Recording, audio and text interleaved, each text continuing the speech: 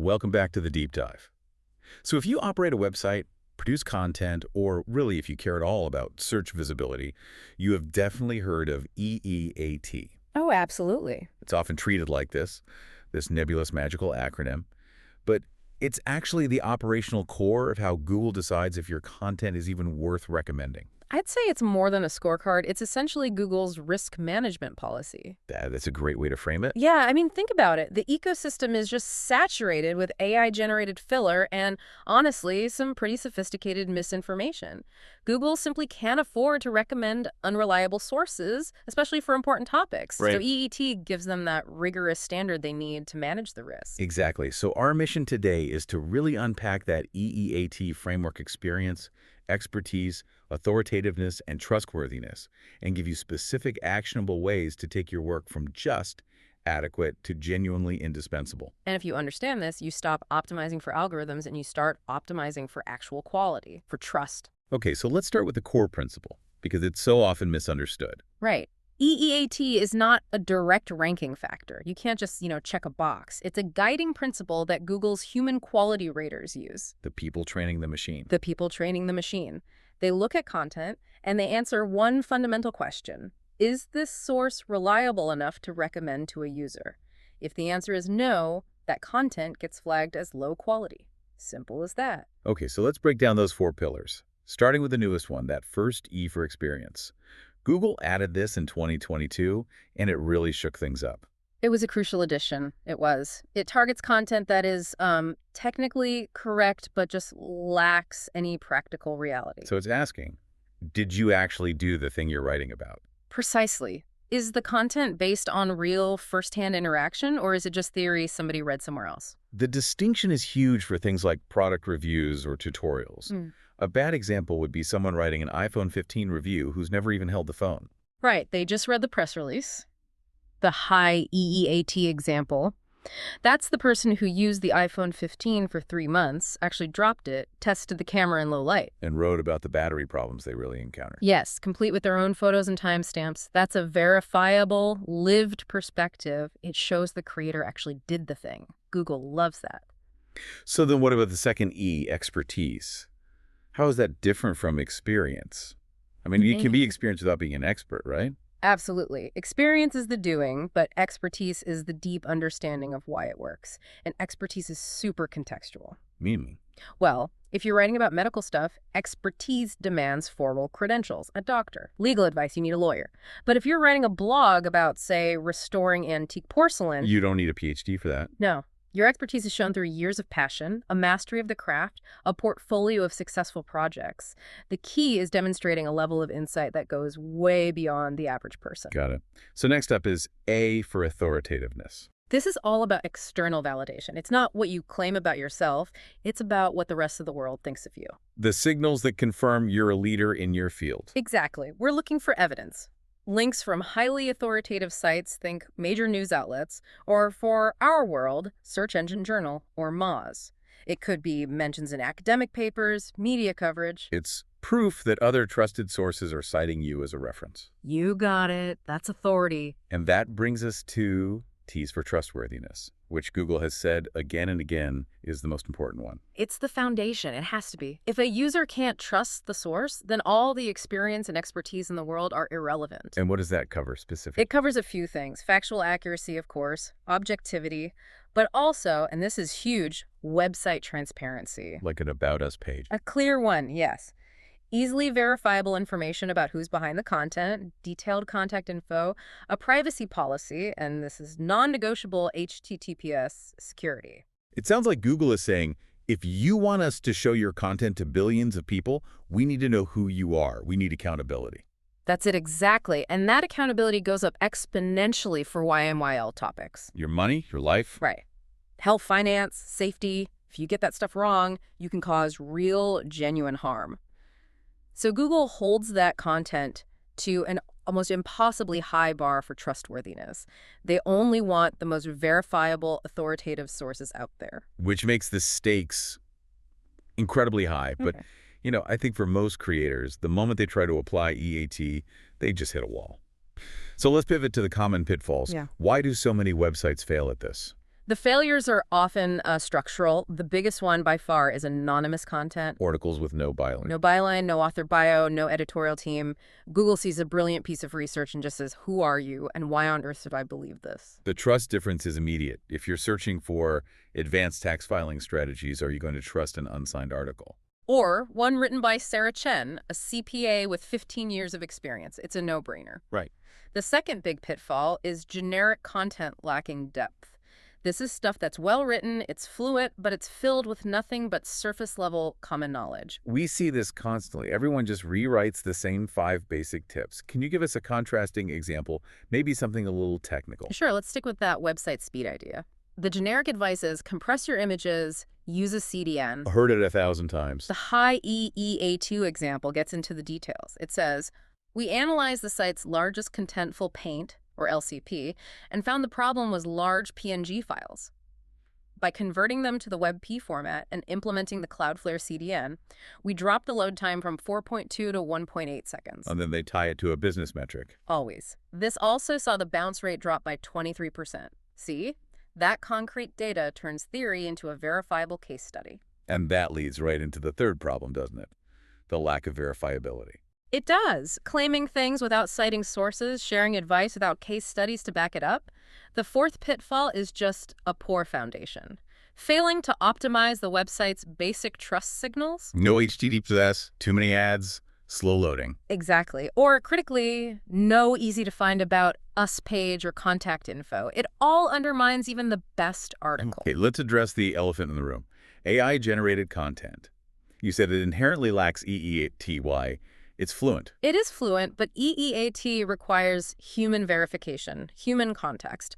AI fails because it can't provide primary verifiable experience, and AI has not run the project or attended the conference. It just recombines what's already out there. It only recombines existing data, so it has no real authority, no proprietary insight, and when Google sees 100 articles that all have the exact same structure and public data points, that's a massive red flag for low expertise and questionable trust. So it's not about avoiding AI completely. It's about ensuring an actual expert is using it as a tool, not as the author. Precisely. The expert has to be in the driver's seat. Okay, we know the problems. Let's shift our focus to proactively building trust. What are the concrete strategic steps our listeners can take? Strategy 1. Establish author authority. This has to be universal. Every single piece of content needs a clear byline and a comprehensive author bio. Not just written by our content team. Never. The bio needs to list relevant credentials, experience, certifications, and it absolutely must link to verifiable professional profiles. LinkedIn, an author page, something real. Authored by Ming Zhang, 10 years in digital marketing, Google Analytics certified. That has immediate weight. It changes everything. Strategy 2.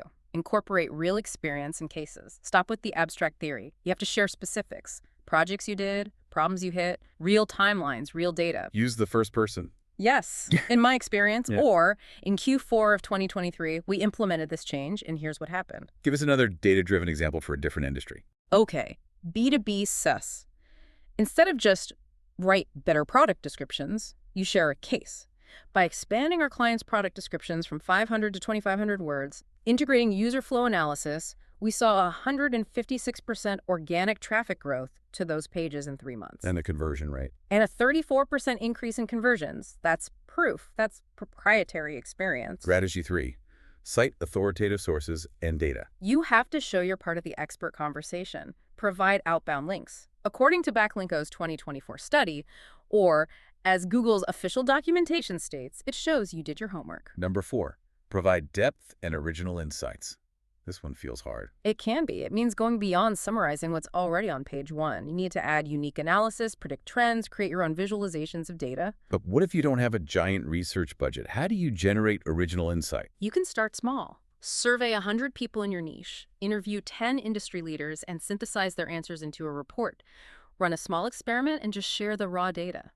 Even explaining why quality means different things for different search queries is an insight. What do you mean? While explaining that for a DIY repair query, quality is a 2-minute video. But for best CRM system, quality is a 6,000-word deep dive. That differentiation alone is valuable analysis. I see. Okay, strategy 5 is optimize website trust signals. This is the foundational checklist. HTTPS is a must.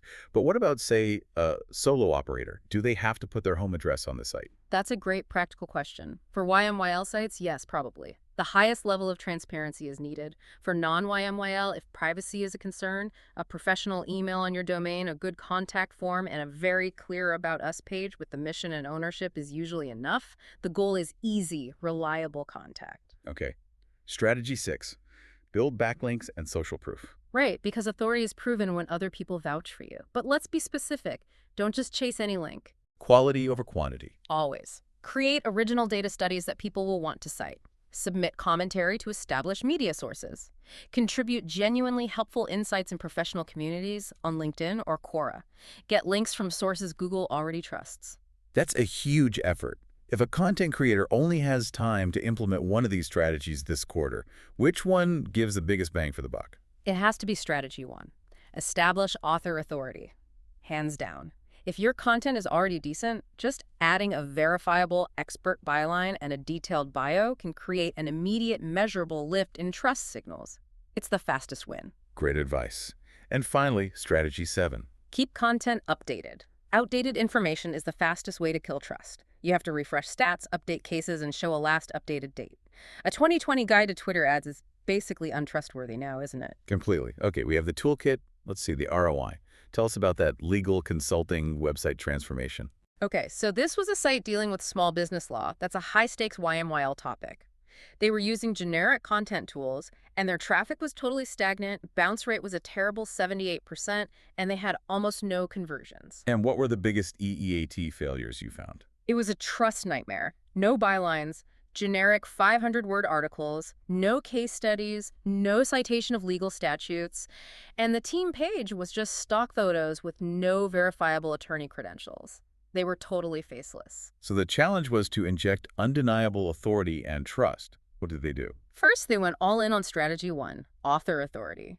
Every article was bylined by a real practicing attorney with bios that included their state bar numbers and specializations. Instant credibility. Instant. Then, for experience, they added at least 2 anonymized real cases to each article using that first-person language in the 100-plus trademark cases I've handled. And for trustworthiness, they cited specific legal statutes and linked out to official government resources and bar association profiles. So after 6 months of this deep trust overhaul, what were the results, the tangible business results? The transformation was remarkable. Organic traffic grew 189%. Why? Because Google suddenly felt comfortable recommending this verifiable source. The bounce rate plummeted to 42%. Because users actually trusted what they were reading. What about the external validation, the authority signals? They earned 27 high-quality backlinks from .edu and .gov domains. That's a massive authority boost. But most importantly, their consultation conversion rate, it increased by 156%. Wow. That's the ultimate payoff. The metric I love is the average page dwell time. Yeah. It jumped from 1 minute and 22 seconds to nearly 6 minutes. Right. It just confirms that when users find content they believe is authoritative, they engage with it deeply. EEAT isn't some vanity metric. It is a fundamental driver of user engagement and ultimately business revenue. It's a long-term commitment, but the rewards are huge. The rewards are profound. And trustworthiness has to be the bedrock of all of it. Okay, here is your action list from this deep dive. First, if you haven't already, go review your content and add verifiable author info and detailed bios. Make that your top priority this week. Second, in your very next piece of content, commit to including real cases and concrete data.